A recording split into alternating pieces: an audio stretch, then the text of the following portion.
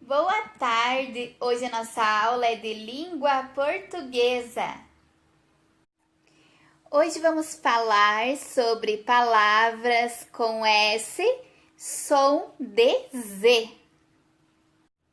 Tem uma regrinha que quando o S está no meio das palavras, entre vogais, ele fica com som de Z. O S tem som de Z.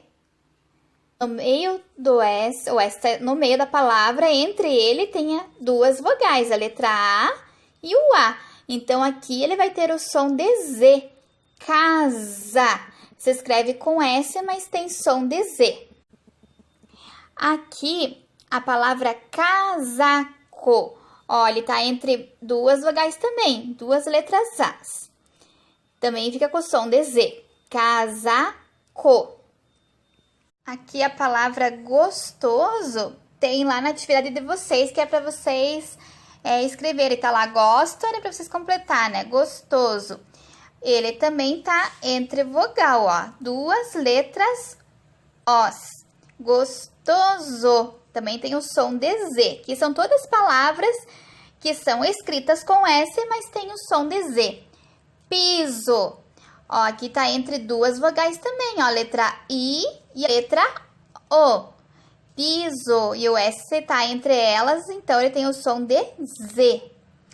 Aqui, mesa, tá entre a vogal E e a vogal A. O S tá no meio, então é mesa.